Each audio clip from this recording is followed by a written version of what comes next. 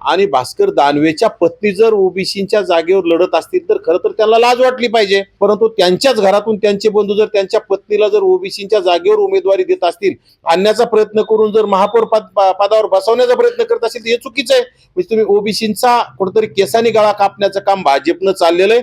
जालना महानगरपालिकेची निवडणूक सध्या सुरू आहे आणि जो तो पक्ष आपापल्या परीने काम करतोय. मात्र या निवडणुकीमध्ये ओबीसीची काय भूमिका आहे या संदर्भात आपल्यासोबत ओबीसी नेते नवनाथ वाघमारे साहेब आहेत. आपण त्यांच्याकडून या निवडणुकी संदर्भात चर्चा करणार आहोत. आबा, मला सांगा, तुम्ही निवडणुकीच्या अगोदर ओबीसींना आवाहन केलं होतं, जर ओबीसी उमेदवारांना उमेदवारी दिली तर त्या पक्षांच्या उमेदवारांना मतदान करा, मात्र ओबीसी उमेदवार न देणाऱ्या, डुप्लिकेट ओबीसी देणाऱ्या पक्षाच्या उमेदवाराला मतदान करू नका, असं तुम्ही आवाहन केलेलं होतं. काय सांगाल? हे बघा, आम्ही वारंवार ओबीसी समाजाला कळकळीने सांगत आलो की तो टिकवण्यासाठी आम्ही लोकांनी ते ऐकून घेतलं पाहिजे, लोकांनी ते केलं पाहिजे. कारण जर भाजप सारख्या पक्षाकडून जालनाच नाही, पुण्यामध्ये सुद्धा अनेक ओबीसीच्या जागेवर कुणबी प्रमाणपत्र, मराठा समाजातील लोकांनी कुणबी प्रमाणपत्र काढले, अशा लोकांना उमेदवारी देण्याचं काम केलंय. जालन्यात तर ज्या केंद्रीय मंत्री राहिलेले रावसाहेब पाटील दानवे, त्यांचा मुलगा आमदार आहे, त्यांची मुलगी तिकडं कन्नड सोयगावमध्ये आमदार आहे, इथं त्यांचा भाऊ उपनगराध्यक्ष राहिलेला आहे. आज भास्कर दानवे आमदारकीचं स्वप्न पाहतायत आणि भास्कर दानवेच्या पत्नी जर ओबीसीच्या जागेवर लढत असतील तर खरं तर त्यांना लाज वाटली पाहिजे. कारण ओबीसीच्या हक्काची जागा जर तुम्ही हिरावून घेत असताल तर तुम्ही गेल्या अनेक वर्षापासून ओबीसी समाज तुम्हाला भरभरून मतं देत आलाय. आणि खरं तर रावसाहेब पाटील दानवे यांच्याकडून मला अपेक्षा नव्हती, कारण की रावसाहेब पाटील दानवे हे गेल्या अनेक वर्षापासून सगळ्या ओबीसी समाजाला, एससी समाजाला, एसटी समाजाला, सर्व समाजाला सोबत घेऊन काम करणारे नेते आहेत. परंतु त्यांच्याच घरातून त्यांचे बंधू जर त्यांच्या पत्नीला जर ओबीसीच्या जागेवर उमेदवारी देत असतील आणि निवडून आणण्याचा प्रयत्न करून जर महापौर पदावर बसवण्याचा प्रयत्न करत असतील हे चुकीचं आहे. म्हणजे तुम्ही ओबीसीचा कुठेतरी केसानी गळा कापण्याचं काम भाजपनं चाललेलं आहे. पुण्यामध्ये सुद्धा अनेक उमेदवाराला तशाच पद्धतीने उमेदवारी देण्याचं काम केलंय. म्हणजे तुम्ही ओबीसी आमचा डीएनए म्हणायचं आणि ओबीसीच्या पाठीत खंजीर खुपसण्याचं काम भाजपच्या अनेक नेत्याकडून, अनेक आमदाराकडून, अनेक खासदाराकडून, अनेक माजी मंत्र्याकडून केलेलं पाहायला मिळतंय. ही मुख्यमंत्र्यांनी याच्याकडे लक्ष दिलं पाहिजे. आणि खरं तर चंद्रशेखर बावनकुळे ओबीसी उपसमितीचे अध्यक्ष आहेत, ते त्या उमेदवाराच्या प्रचाराला येतात. याच्यात आम्हाला आता लाज वाटायला लागली, आम्ही सांगाव कोणाला. परंतु या लोकांनी जरी नाही ऐकलं, ह्या लोकांनी जरी उमेदवाऱ्या दिल्या असतील, परंतु ओबीसी समाजाने आता जागं झालं पाहिजे. ओबीसी समाजाने योग्य उमेदवाराला मतदान केलं पाहिजे. मूळ ओबीसीनं मतदान केलं पाहिजे. आणि जर ओबीसीनं नाही ऐकलं तर आम्ही किती दिवस सांगणार आहोत? आम्ही सांगून जर ओबीसी ऐकत नसेल तर मग आमचं तरी काय गुतलंय? परंतु ओबीसी समाजाने आता जागं झालं पाहिजे, ओबीसी समाजाने डोळे उघडले पाहिजे.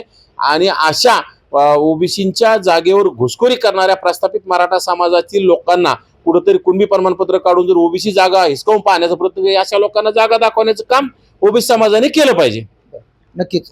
तुम्ही सांगितलं की खऱ्या ओबीसींना डावलून डुप्लिकेट ओबीसींना उमेदवारी दिली जर असेल तर अशा कुठल्या पक्षाने दिली असेल आणि त्यामुळं खऱ्या ओबीसीवर अन्याय झालाय का, असं तुम्हाला वाटतंय? नक्कीच. हे बघा ना, ओबीसींना राखीव जागा मिळाली तरच कुठेतरी उमेदवारी मिळतील. उमेदवारी ठीक आहे, एक उमेदवार, दोन उमेदवार, चार, सगळे जर पूर्ण उमेदवार मूळ ओबीसी असले तर कुठला तरी एक ओबीसी त्याच्यापैकी निवडून येईल ना, तो कुठल्या पक्षाचा निवडून येऊ द्या. परंतु जर पक्षांनी जर प्रस्थापित समाजातील लोकांना कुणबी प्रमाणपत्र काढणाऱ्याला जर उमेदवारी दिली तर ओबीसीच्या तुम्ही कुठेतरी केसारी गळा कापल्याचा प्रकार आहे. ओबीसीचं अस्तित्व संपवण्याचा डाव आहे. ओबीसीना राजकारणातून नेस्तनाबूत करण्याचा प्रयत्न आहे.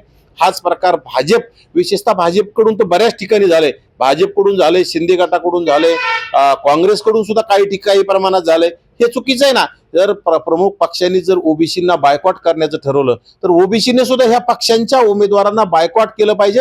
मूळ ओबीसींना तिथं निवडून आणलं पाहिजे. आणि विशेषतः ज्या लोकांनी अनेक दिवसापासून राजकारणामध्ये प्रस्थापित आहेत, ज्यांच्या घरात आमदारकी, खासदारकी, मंत्रिपद मिळवलेत, अशा घरातल्या लोकांनी जर बोगस कुणबी प्रमाणपत्र काढून आणि जर तिथं ओबीसी जागेवर लढत असतील तर यांनी नाकाला गुंडाळ्यात. यांना खरं तर लाजा वाटल्या पाहिजे. ह्या लोकांनी आता सावध झालं पाहिजे. याला प्रत्येक गोष्ट जर आपल्याच घरात पाहिजे असेल तर ओबीसीने काय करायचं नेमकं? ओबीसी समाजाने कधी कुठली जागा लढवायची? म्हणजे येणाऱ्या काळात आता ओबीसीला पर्याय राहिलेला नाही. ओबीसीला मतदान करावं. ओबीसी नसेल तर एसटीला करावं, एसटीला करावं. मुस्लिमांना करावं, परंतु ह्या धनदांडग्यांना ज्यांनी ओबीसीची जागा हिसकावून घेतली यांना जागा दाखवल्याशिवाय स्वस्त बसू नये.